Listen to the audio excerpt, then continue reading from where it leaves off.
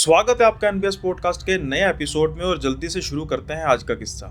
आज का किस्सा एक ऐसा किस्सा है जहाँ पर एक मजबूरी, जब इंसान मजबूर होता है और उसको चाहते ना चाहते हुए भी वहाँ काम करना पड़ता है जहाँ, या फिर ऐसा काम करना पड़ता है कि जिसमें उसकी इच्छा ना हो, लेकिन हमेशा एक मजबूरी, पैसों की मजबूरी वो काम करा देती है। आज का किस्सा कुछ इसी तरीके का किस्सा है कि जहाँ पर एक लेडी को ऐसी जगह पर काम करना पड़ा जहां पर उसको ये पता ही नहीं था कि वो किसी इंसानों के बीच नहीं, प्रेतों के परिवार में काम कर रही थी। और जब तक उसको पता लगा तो शायद काफी देर हो चुकी थी। अब इस चीज के बारे में मैं बात कहूं कि काफी देर हो चुकी थी तो आपके दिमाग में यह चीज आ रही होगी कि शायद वो रही नहीं, ऐसा कुछ था नहीं। अब इस चीज का देर होने से मतलब क्या है? अंजलि के घर कुछ दिन पहले ही एक मेड काम करने आई थी। अब वो जो मेड थी वो देखने में कुछ बुजुर्ग लग रही थी। अमूमन उसकी उम्र कुछ अंदाजन 60 साल के आसपास की होगी, बकौल अंजलि। अब अंजलि को वो मेड काफ़ी पसंद आती है और धीरे धीरे उससे घुलना मिलना शुरू कर देती है। कुछ समय बीतता है और अंजलि अब इस तरीके से, यानी कि उस मेड के साथ ऐसा रिलेशन हो गया था कि जैसे कि उसकी फैमिली मेम्बर ही हो। फिर क्या होता है कि अब जैसे मैंने कहा कि वो मेड थी और उसकी कोई माली हालत इतनी अच्छी थी नहीं, इसलिए एक दिन क्या होता है, कोई सरकारी स्कीम होती है जिसमें अंजलि को लगता है कि इसमें इनकी मदद की जा सकती है। तो वो कहती हैं कि आप अपना आधार कार्ड दीजिए ताकि मैं ये जो सोशल सर्विस है इसमें आपको एनरोल कर सकूं। जब वो मेड अंजलि को अपना आधार कार्ड दिखाती हैं तो अंजलि के तो होश ही उड़ जाते हैं। अब ऐसा भी क्या आधार कार्ड में था? आमतौर पर भाई फोटोज जो होती हैं कुछ अजीब ही होती हैं आधार कार्ड पर ऐसा कुछ था नहीं। जो अजीब था वो था उसकी उम्र। जैसा कि मैंने कहा कि उनकी उम्र, उस मेड की उम्र देखने में ऐसा लग रहा था झुर्रियों से कि 60 साल के आसपास होंगी, लेकिन उस आधार कार्ड में उनकी उम्र सिर्फ 40 साल थी। अंजलि उनको कहती है कि ये आपने आधार कार्ड गलत बनाया? तो वो कहती है कि नहीं, ये आधार कार्ड बिल्कुल ठीक है। तो वो कहती है कि नहीं आंटी, ये आधार कार्ड जो है आपने गलत बनाया है, क्योंकि आपकी जो उम्र है यहाँ पर 40 साल शो कर रही है इस डेट ऑफ बर्थ के हिसाब से, लेकिन आपकी एज तो ज़्यादा है। अब वो मेड हंसकर कहती है कि मेरी उम्र जो है वो इतनी ही है, 40 साल ही है। अब अंजलि इस चीज़ को थोड़ा सा लेकर हंसने लग पड़ती है कि आंटी मुझे पता है लड़कियां, औरतें अपनी उम्र जो है वो में थोड़ा बहुत हेर फेर कर लेती हैं, लेकिन इतना हेर फेर चलता नहीं है। अब आप 60 साल की होंगी, मतलब मुझे जो लग रहा है, चलो मान लिया 55 के आसपास की होंगी, लेकिन ऐसा नहीं है कि आपकी उम्र 40 साल है। वो मेड हंस के कहती है कि बेटा मानना ना मानना तो तुम्हारी बात है, तुम पर जो मेरी उम्र है वो बिल्कुल सटीक है। फिर अंजलि पूछती है कि कुछ ऐसी प्रॉब्लम, कोई ऐसी बीमारी, कुछ डिजीज का चक्कर था जिसकी वजह से था? कहते नहीं, ऐसा कुछ था नहीं। तो फिर अंजलि कहती है कि मुझे बताइए तो सही कि ये ऐसा कैसे हो गया, क्योंकि बिना किसी डिजीज के तो ऐसी कोई दिक्कत हो नहीं सकती। तो फिर वो मेड कहती है कि जो मुझे हुआ वो किसी बीमारी से काफी आगे तक था और उससे काफी डरावना भी था। इससे अच्छा तो कोई बीमारी लग जाती जिसका कोई हल होता, जिसकी कोई दवा होती, लेकिन जो मुझे हुआ उसकी कोई भी दवा है ही नहीं, या अगर होगी भी तो शायद मैं अफोर्ड कर ही नहीं सकती। अब अंजलि जल्दी से उत्साहित होकर बोलती है कि आप मुझे बताओ तो सही क्या है। लेकिन वो मेड कहती है कि बेटा ये कुछ बातें ऐसी होती हैं जो बताई नहीं जा सकती, और तुम देखो आज की जनरेशन हो, अगर मैं तुम्हें कुछ ऐसी चीज़ बताऊंगी तो फिर तुम्हारे माँ बाप जो हैं वो इस चीज़ को लेकर ऑब्जेक्शन करेंगे, मुझे नौकरी से निकाल देंगे। तो प्लीज़ ये समझ लो कि मेरी नौकरी का सवाल है और मैं तुम्हें कुछ किसी तरीके का बताना नहीं चाहती। अब आपको ऐसा लगता है कि ये सुनने के बाद अंजलि की क्यूरियोसिटी ख़त्म हो जाती, बल्कि उसकी क्यूरियोसिटी तो दुगनी हो गई। वो चाहती थी कि मुझे पता लगे कैसे भी करके कि आखिर अगर कुछ उनके साथ हुआ है, कुछ गलत हुआ है तो क्या हुआ है और कैसे हुआ है। अंजलि तो मानो उनके पीछे ही लग गई और अब जो ये मेड थी ये तो बस अपनी नौकरी बचाने में लगी थी। ऐसे ही कुछ दिन बीत जाते हैं, लेकिन वो जो मेड थी वो तो टस से मस नहीं हो रही थी और अंजलि भी टस से मस नहीं हो रही थी। अंजलि तो बस सब कुछ पूछना चाहती थी और वो मेड जो है वो कुछ बताना नहीं चाहती थी। ठीक इसी तरीके से कि मैं तो आपको कहता रहता हूँ कि सब्सक्राइब कर दो और आप है तो सब्सक्राइब करते नहीं हो, ना ही लाइक करते हो। बस ऐसी ही कशमकश अंजलि और उस मेड की है और ऐसी ही कशमकश कुछ हमारी और आपकी भी। अब अगर आप चाहते हैं कि अंजलि को वो मेड जो है वो अपनी कहानी बताए, तो फिर आपको भी छोटा-सा काम करना होगा कि अब ये वीडियो देखते-देखते जल्दी से सब्सक्राइब कर दीजिए और वीडियो को लाइक कर दीजिए, क्योंकि जो अब इसके आगे होने वाला है, जो इस किस्से के पड़ाव होंगे, वो पड़ाव दर पड़ाव भयानक होते जाएँगे। तो चैनल आपने सब्सक्राइब किया होगा तो इससे मुझे मोटिवेशन मिलेगी। अब बढ़ते हैं अब किस्से के अगले पड़ाव की ओर। एक दिन क्या होता है कि अंजलि के जो पेरेंट्स हैं वो कहीं बाहर उन्होंने जाना होता है और अंजलि इनकी इकलौती बेटी थी। तो फिर पेरेंट्स कहते हैं उन मेड को कि आज रात आप इनकी केयर करेंगी, आप अपने घर नहीं जाएँगी क्योंकि लड़की घर पे अकेली है। अब आपके भरोसे छोड़कर जा रहे हैं, और वो बड़ी विश्वास पात्र थी। बस अंजलि को क्या चाहिए था, अंजलि तो खुशी से कूद पड़ी क्योंकि आज मछली कांटे में फंस चुकी थी। पहले तो काम का बहाना, मैंने अपने घर चले जाना है, ऐसा है वैसा है, लेकिन आज के दिन अंजलि तो पूछ कर रहने वाली थी कि आखिर ऐसा इनके साथ हुआ क्या, जिसकी वजह से जो इनकी उम्र है वो इनकी नेचुरल उम्र से दुगनी लग रही है। बस जैसे ही इनके पेरेंट्स अब जाते हैं तो बस अंजलि अब सवार हो जाती है इन पर कि मुझे अब आप बताइए कि जो ये सारा माजरा है ये है क्या। ये मेड काफ़ी कोशिश करती है, लेकिन अब उसके बाद फिर कस्में दिलाई जाती हैं कि ठीक है मैं तुम्हें बताती हूँ, लेकिन अगर ये बात किसी को यानी कि खास तौर पे आपके पेरेंट्स को पता लगी तो मेरी नौकरी जाएगी और उल्टा आप पर भी काफ़ी ज़्यादा डांट डपट होगी। तो अंजलि कसम खाती है कि मैं अपने पेरेंट्स से बात नहीं करूँगी। वो भी काफ़ी स्मार्ट थी कि अपने पेरेंट्स से बात नहीं करूँगी, किसी और से तो कर सकती है। खैर ये तो इस किस्से को सुनने के बाद ही उसने सोचना था। अब शुरू होता है वो भयानक किस्सा इस मेड का, इस काम वाली का, जिसने उनके शरीर के साथ ऐसा हाल किया।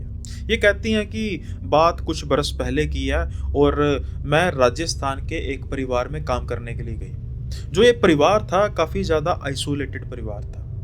मतलब कि जो इनका घर था वो भी कुछ शहर से दूरी पर था, और जहाँ पर इनका घर था वहाँ पर कोई आस-पास ऐसा सच घर नहीं था, या कह सकते हैं कि फार्म हाउस टाइप का घर ही था।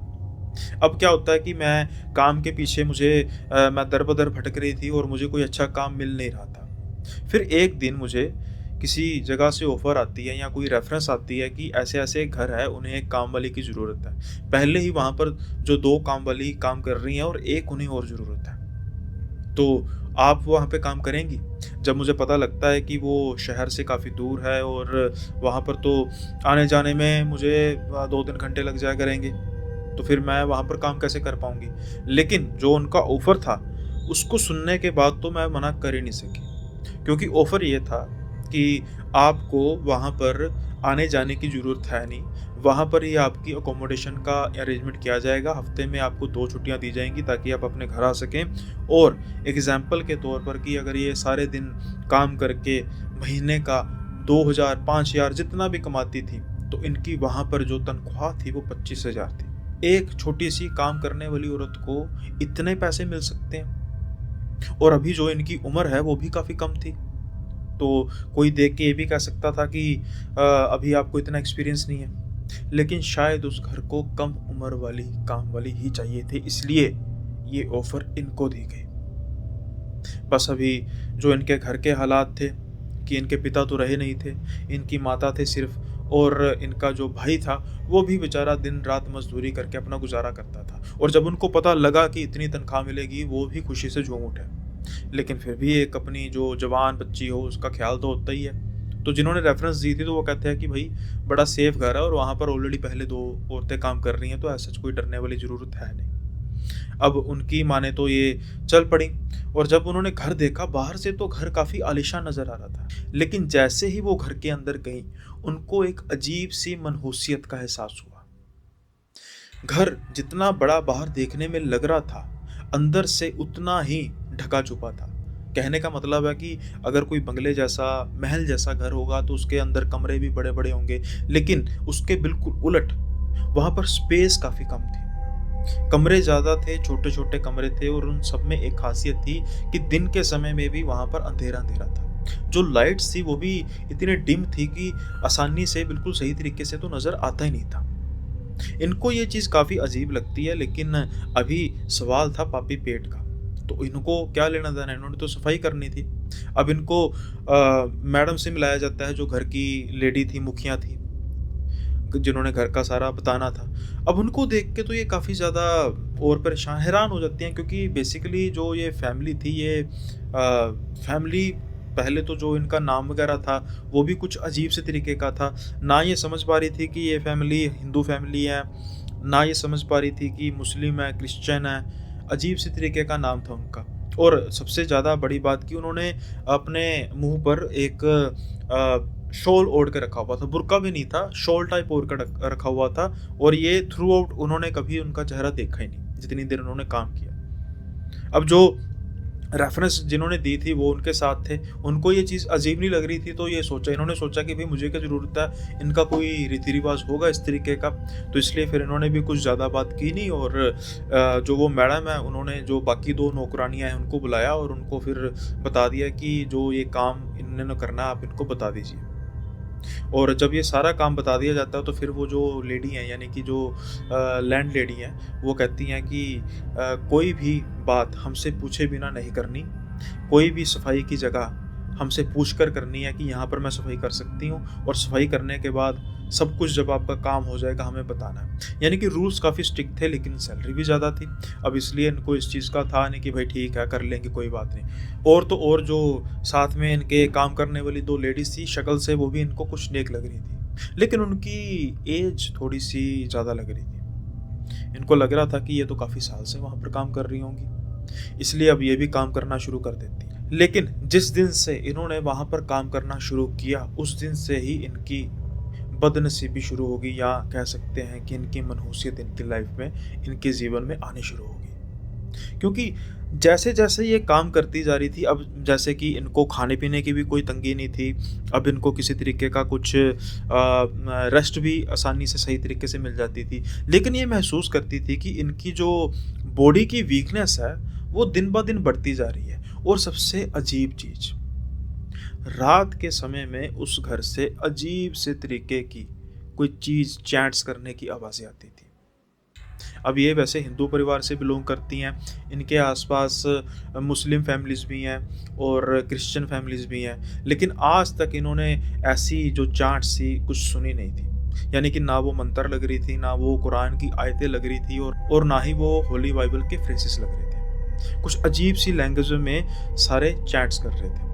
अब ये जो इनके पास इनकी जो साथ में मेड है, उनको पूछती हैं कि ये क्या कर रहे हैं?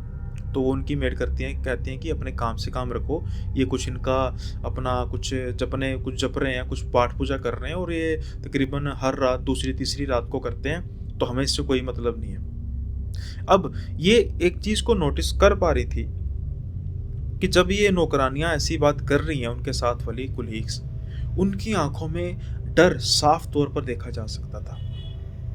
कहीं न कहीं वो भी आँखों ही आँखों से कह रही थी कि जो ये कर रहे हैं, वो कुछ परमात्मा की पूजा तो है नहीं, शायद वो किसी शैतान की पूजा है। और जो लोग इस घर में बसे हुए हैं, वो आम इंसान नहीं, वो प्रेत हैं, वो शैतान है।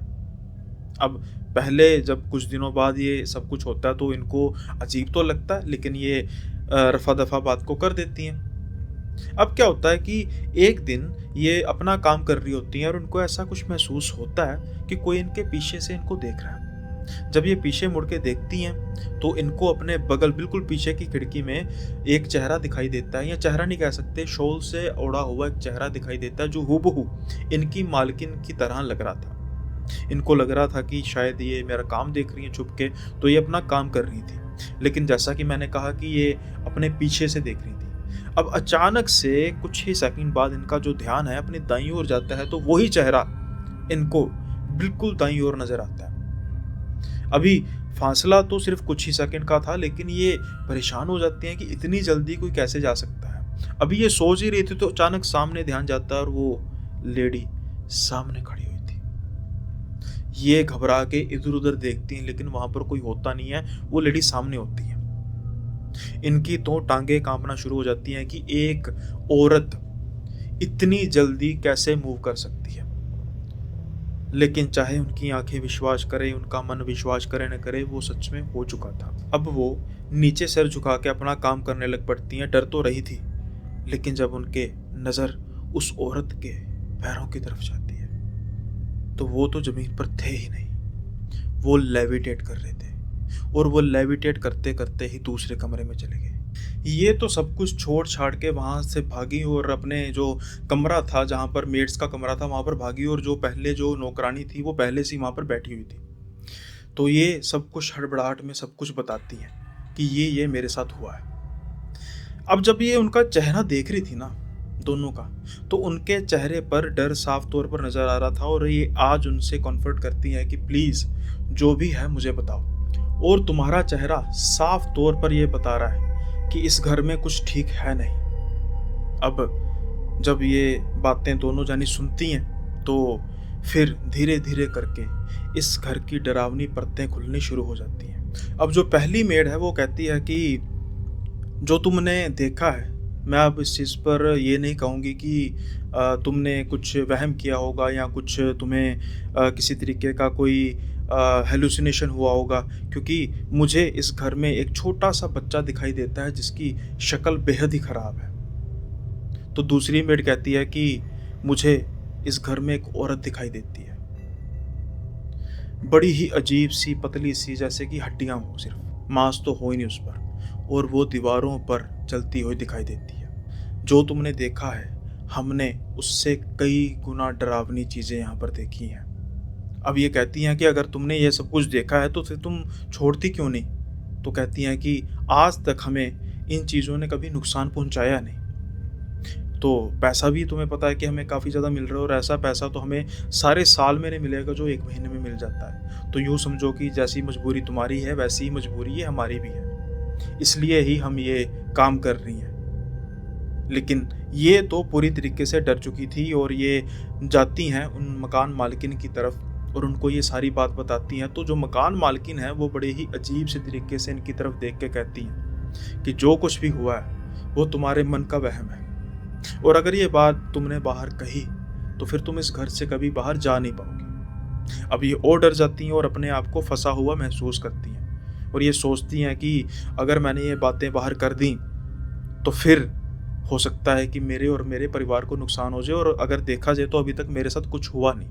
लेकिन उनके साथ अंदर ही अंदर, ना ही सिर्फ उनके साथ बल्कि उन नौकरानियों के साथ भी अंदर ही अंदर ऐसा कुछ हो रहा था जो ये महसूस तो कर रही थी लेकिन इस चीज़ के साथ लिंक नहीं कर पा रही थी। अब ऐसे ही कुछ दिन बीतते हैं। अब वो अजीब से तरीके के चैट्स इनके लिए रोज़ाना की बात हो चुकी थी, लेकिन ये एक चीज़ और नोटिस करती थी, तीनों की तीनों जो मेड्स थीं, कि जब वो इनकी पूजा विधि जो भी ये सब कुछ ख़त्म करते थे, इबादत ख़त्म करते थे, उसके बाद घर में अजीब से तरीके की बदबू छा जाती थी। अगले दिन जब इनको काम करने के लिए कहा जाता तो सबसे बुरा दिन इनका वही होता था, क्योंकि साफ सफाई करने के बावजूद भी वो बदबू इतनी जल्दी से जाती नहीं थी। और ये चीज़ नोट करते थे कि जब भी वो बदबू फैलती थी, उस बदबू को सूंघने के बाद इनके शरीर में इतनी वीकनेस आ जाती थी कि ये कम से कम इनको 1 दिन तो रिकवर होने के लिए लगता था। अब भले ही इनके पास धन की कमी नहीं थी, पैसा इन्होंने अच्छा बना लिया था, अब ये सोचने भी लगी थी कि जल्दी ही इस घर को छोड़ देंगी, क्योंकि जो ये मेहनत, जो ये कमाई सालों में नहीं कर सकती थी, अभी 5-6 महीने में इन्होंने कर ली थी। लेकिन इनकी जो बॉडी थी वो दिन ब दिन ढलती जा रही थी और अब धीरे-धीरे ये इस चीज़ का कनेक्शन भी निकालने लग पड़ी कि हो सकता है कि कुछ ये अपना प्रोसेस कर रहे हैं और यहाँ उस घर में कुछ ऐसी चीज़ है जिसकी वजह से इनकी बॉडी ख़राब हो रही है, या फिर कुछ ये ऐसा काला जादू तो नहीं कर रहे, या फिर कुछ ये ऐसे किसी तरीके की, जिसे कह सकते हैं, संस्था से जुड़े हैं कि जो लोगों को किसी तरीके से बीमार करती हैं। कुछ भी काफ़ी चीज़ें दिमाग में आती हैं। एक रात इनके लिए काफ़ी भयानक साबित हुई और शायद उसके बाद इन्होंने इस चीज़ के लिए अपना पक्का मन बना लिया कि जितने मर्जी पैसे मिले ये कभी भी इस घर में काम नहीं करेंगे। और वो रात थी जिस दिन ये तीनों मेड्स अपने रूम में सो रही थी। अचानक से जब इनकी जाग खुलती है, और जाग भी इनकी अचानक ऐसे नहीं खुलती कि कोई, मतलब जैसे इंसान सो रहा होता है, कुछ घुर्राने की आवाज़ आ रही थी। जब ये अचानक से आँख खोलती हैं तो बिल्कुल इनके सामने एक औरत बैठी हुई थी, अपने मुंह पर शाल लपेटे हुए, जैसे कि इनकी मालकिन। पहले तो ये उठ के कहते हैं कि मालकिन आप, लेकिन उसकी आंखें कुछ और ही बयां करनी थी। उसकी आंखें चमक रही थी। अब इनकी मालकिन की ऐसे तो आंखें चमकती नहीं थी, तो इनको तो डर लग रहा था। ये आसपास अपनी जो मेड्स हैं उनको उठाने की कोशिश करती हैं, लेकिन वो तो ऐसे हैं कि उनके शरीर में जान ही नहीं थी। अब जब वो अपनी मालकिन की तरफ देख रही थी, तो उनकी मालकिन, या यूं कहें कि कोई प्रेत घुर्रा रहा था इनकी तरफ देख के। कुछ ही सेकंड बाद उसके हंसने की आवाज आती है और उसका जो शॉल है उसके मुंह से जैसे ही गिरता है, तो एक भद्दा सा सड़ा हुआ चेहरा ये देखती है, और इनकी तो ऊंची ऊंची चीखें निकल जाती हैं। और ये चीखें शायद इन दोनों मेड्स ही नहीं, बल्कि घर के उन सारे मेंबर्स की जाग खोलने के लिए भी काफ़ी थी। ये मेड्स उठती हैं और किसी तरीके से इनको संभालती हैं, और इनके जो मालिक हैं वो भी आते हैं। मालिक को जब ये बात कहती हैं तो मालिक उल्टा इनको डांटते हैं कि तुम हमारा घर को बदनाम करने की कोशिश कर रही हो, अगर ऐसा कुछ हुआ तो हम तुम्हें निकाल देंगे, निकालेंगे नहीं, पुलिस थाने में तुम्हारी कंप्लेन कर देंगे कि हमारे घर से चीज़ें को चोरी कर रही हैं। अब ये जो वर्डिंग थी, ना ही सिर्फ ये सुन रही थी, वो मेड्स भी सुन रही थी, और उनको ये पता लग रहा था कि ये किसी आम घर में तो है नहीं, ये लोग बहुत खतरनाक हैं। क्या ये लोग या इंसान भी हैं? कहीं ये प्रेत तो नहीं, कहीं ये राक्षस तो नहीं? उस रात ये तीनों डिसाइड करती हैं कि ये चुपके से इस घर से निकल जाएंगी, और उसके बाद कभी भी ना ही सिर्फ इस घर के आसपास, बल्कि अपने शहर के आसपास भी नहीं नजर आएंगी, किसी और शहर में चली जाएंगी ताकि कोई इनका पीछा न करे। अगले दिन ये तीनों निकलती हैं और उसके बाद तितर बितर हो जाती हैं अपने अपने रास्ते। ये अपने घर पे जाके सारी कहानी बताती हैं और बस पकड़ती हैं और आ जाती हैं दिल्ली, जहाँ पर ये आज काम कर रही है। फिर उसके बाद ये इस चीज़ को महसूस करती है कि उनकी जो बॉडी है वो ढल रही थी, कुछ महीनों तक ऐसे ही चलता रहता है, फिर सब कुछ ठीक हो जाता है। इनके पीछे इनका जो भाई था वो इन चीज़ों को पता करने की कोशिश करता है कि आखिर में ये माजरा है क्या, क्या चीज़ थी उस घर में। तो पता लगता है बहुत ज़्यादा चीज़ों को पता करने के बाद, बहुत डीपली जाने के बाद, कि उस घर में रहते तो इंसान ही है, लेकिन वो प्रेत से कम नहीं है। और वो आज से नहीं, कई सालों से, कई सालों मतलब कई दशकों से रह रहे हैं, और उनकी खुराक जवान लड़कियां होती हैं। वो उनको मारते नहीं हैं, सिर्फ उनकी उम्र को छीनते हैं, उनकी जवानी को छीनते हैं, अपनी उम्र, अपनी जवानी को बरकरार रखने के लिए। और वो ये सब कुछ उन शैतानी चैंट्स से करते हैं। मैं जानबूझकर चैंट्स को बार बार यूज़ कर रहा हूँ, क्योंकि मंत्र हमारे सनातन धर्म में बड़ी पवित्र चीज़ों को माना जाता है, और कहीं ना कहीं हमें मजबूरी में जितने भी ये शैतानी चीज़ें उनको भी मंत्र बोलना पड़ता है। तो मंत्र वर्ड मुझे लगता नहीं कि सही होगा, इसलिए मैं बार बार चैंट्स चैंट्स बोल रहा हूँ। और उसी चैंट्स से ये लोग इनकी जवानी, इनकी उम्र को हरते हैं और अपनी उम्र को तंदुरुस्त रखते हैं। अंजलि ये सब बातें सुन रही थी, और विश्वास करे ना करे ये बात की बातें हैं, लेकिन वो डर चुकी थी, वो बेहद डर चुकी थी। और वो कहती है कि कभी भी आप अपने घर वापस मत जाना, आप यहीं पे रहना, क्योंकि उनकी जो उम्र है वो आधी से ज़्यादा तो ऐसे ही बीत चुकी थी बिना किसी कारण के। आई होप ये किस्सा आपको पसंद आया होगा, और जल्दी से लाइक कर दीजिए अगर आपको ये किस्सा पसंद आया। और जल्दी से बढ़ते हैं अब अगले किस्से की ओर।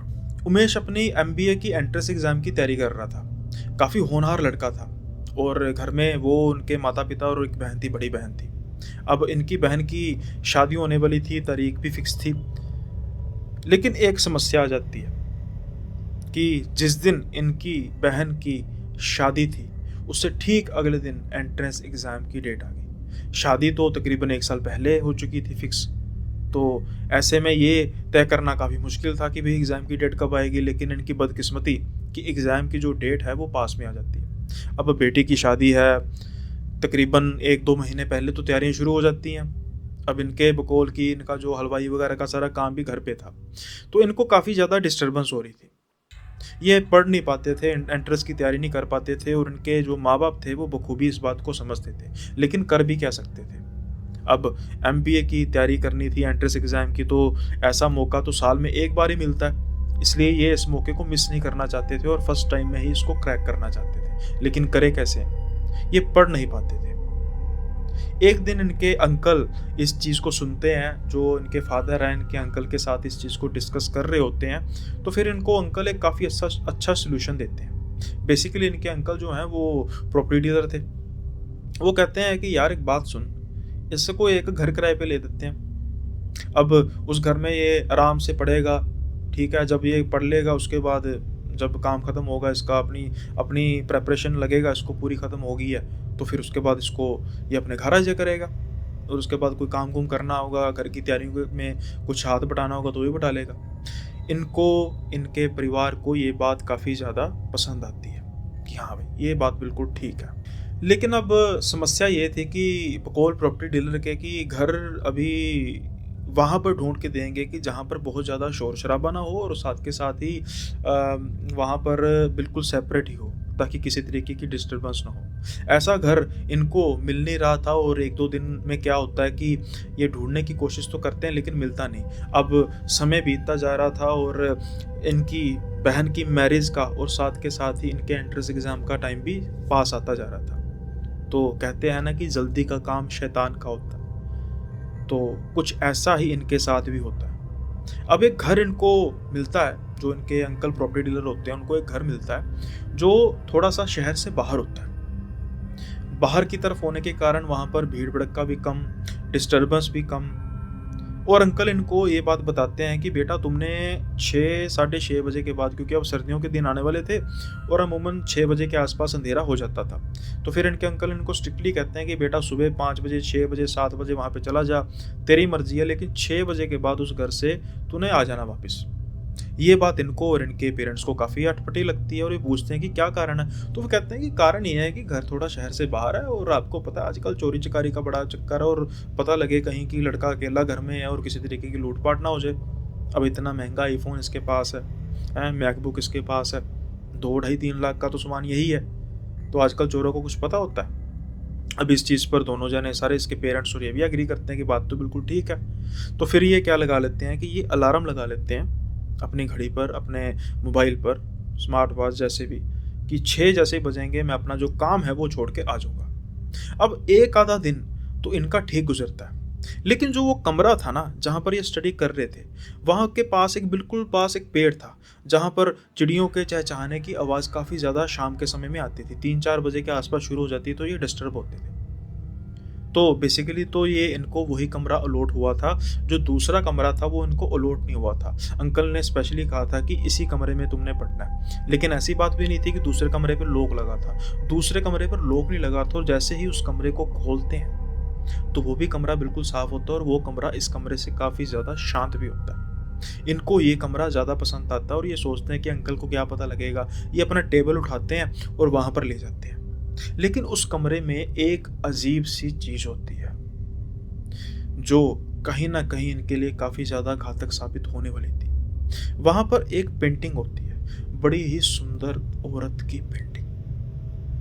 वो इस पेंटिंग को देखते हैं, देखते ही रह जाते हैं, क्योंकि जब ये उस पेंटिंग से अपनी आंख हटाते हैं, जब अलार्म बजता है, जब ये पेंटिंग को देखना शुरू करते हैं, तो तकरीबन दिन के 2 बजे थे और 4 घंटे ये ऐसे सम्मोहित होते हैं कि खड़े होकर उस पेंटिंग की तरफ देखते ही रहते हैं। जैसे ही अलार्म बजता है तो इनका एकदम ध्यान टूटता है। जैसे ही ध्यान टूटता है तो ये अचानक हैरान होते हैं कि ये 3-4 घंटे में करता क्या रहा।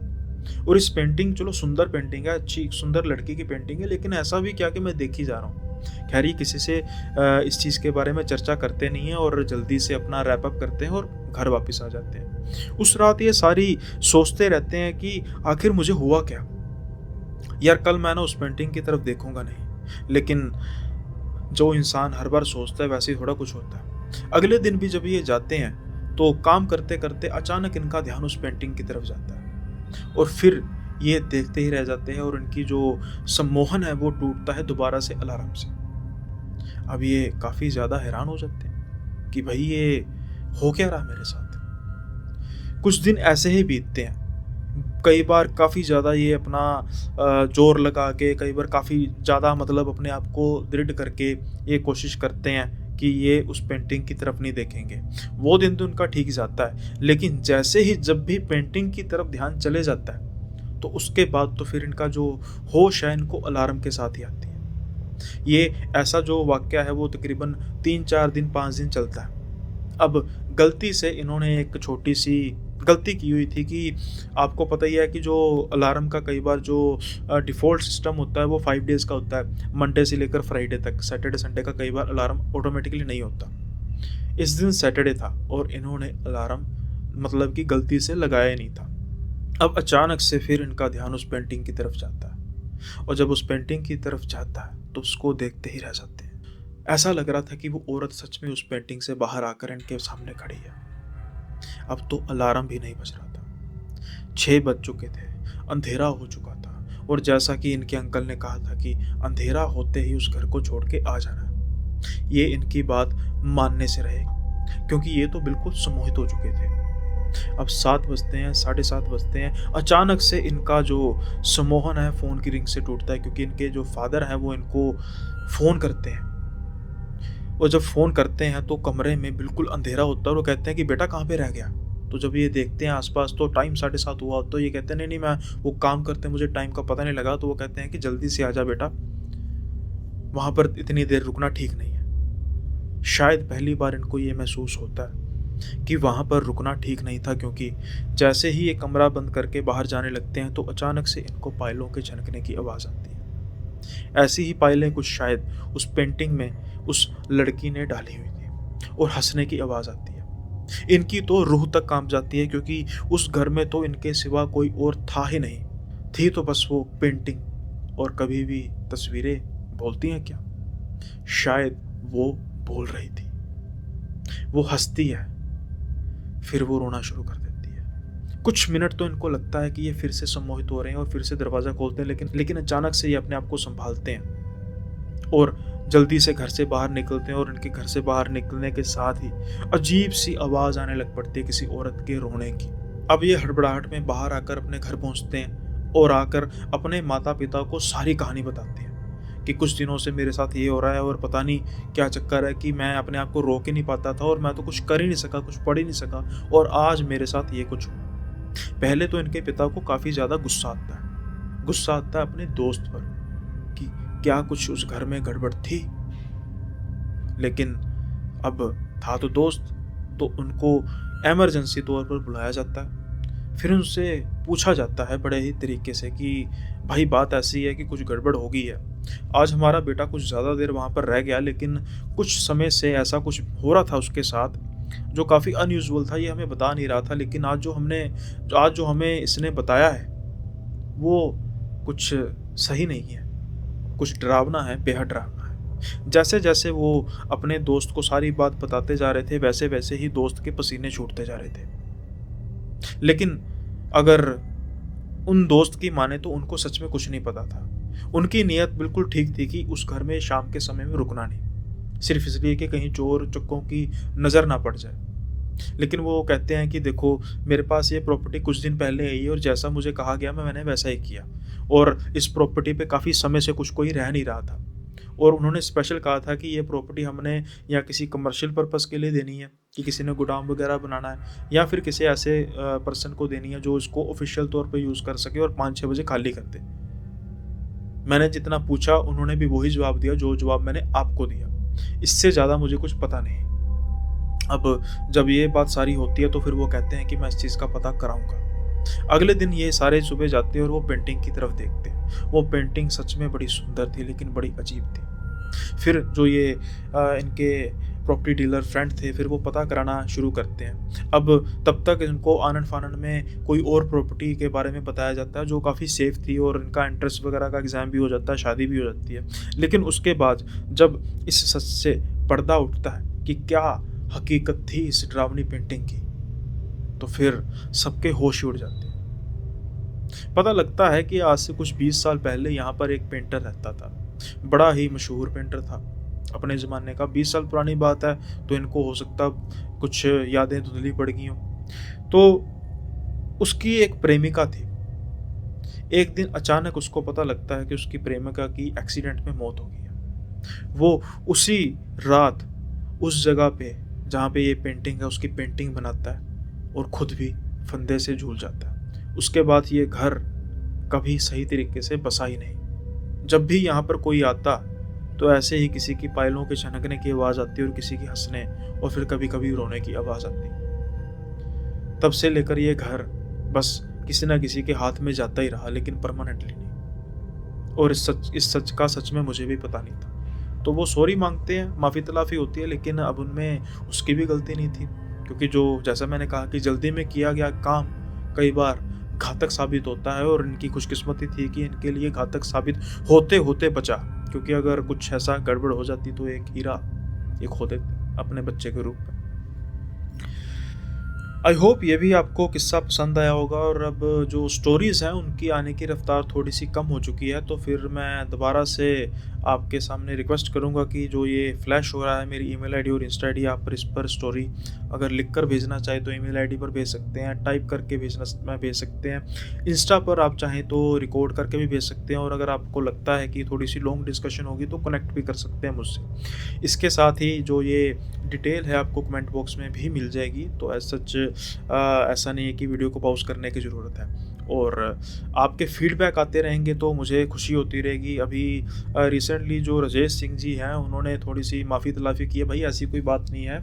आपने कहा है कि कोई कभी आपके कहता है कि बैकग्राउंड ऐसा करो, लाइट ऐसी करो, माइक ऐसा करो, भई हम आपको परेशान करते हैं, हम ऐसा नहीं करेंगे। ऐसा नहीं भाई, फीडबैक होता है। क्या होता है कि एग्ज़ाम्पल के तौर पे उस एपिसोड आई थिंक 88 में जो मेरा फेस है वो काफ़ी ज़्यादा शाइन कर रहा था। अब उसमें मैंने गलती की थी कि जो लाइट्स थी ना उसको मैंने अपने थोड़े पास रखा था, जिसकी वजह से फ्लैश ज़्यादा बढ़ रहा था और ब्राइटनेस होने की वजह से वो हो रहा था। अब एग्जांपल के तौर पर अगर उसको कोई पॉइंट आउट ना करता तो शायद वो ऐसे ही चलता रहता, लेकिन फिर से मैंने उसको चेंज किया और अब आई थिंक आगे से पहले से कुछ बेहतर होगा। माइक की समस्या तो कितनी देर तक रही, और सच में मैं भी काफ़ी परेशान रहा कि भाई माइक ठीक हो जाए, माइक ठीक हो जाए। अच्छे से अच्छा माइक ले रहा था लेकिन सही तरीके से सिंक्रोनाइज़ नहीं हो रहा था। फाइनली अब जाके ठीक हो रहा माइक। तो धीरे-धीरे जैसे अब कई कहते हैं कि आप क्रॉप कर दिए, छत नहीं आनी चाहिए। अभी ये चीज़ों में थोड़ा-सा टाइम लगेगा, क्योंकि अभी जो मैं भाई प्रोफ़ेशनल नहीं हूँ, मतलब वीडियोग्राफ़ी में। तो धीरे-धीरे ये चीज़ें आएँगी, तो आप निश्चिंत होकर, निधड़क होकर जो भी आपने फ़ीडबैक देना है, अच्छी लैंग्वेज में दीजिए, वो हमेशा वेलकम रहेगा राजेश सिंह जी, ऐसी कोई बात नहीं है। और जब तक आपका फ़ीडबैक आता रहेगा तब तक मैं यही समझूँगा कि आप मुझे अपना समझते हैं और इसीलिए ही आप कंसर्न शो करते हैं। तो ऐसी कोई बात नहीं है, आराम से कीजिए, कोई दिक्कत वाली बात नहीं। ख़ैर, आज का जो एपिसोड है मुझे लगता है ये काफ़ी लंबा हो गया और इसको हमें यहीं पर ख़त्म कर देना चाहिए, ताकि जो कुछ स्टोरीज़ हैं वो अगले एपिसोड के लिए भी रखी जाएँ। सो अब वक़्त है इस एपिसोड को ख़त्म करने का। जल्दी मिलेंगे अगले नए एपिसोड में नए किस्सों के साथ। तब तक के लिए बाय बाय, अपना ख़्याल रखिएगा।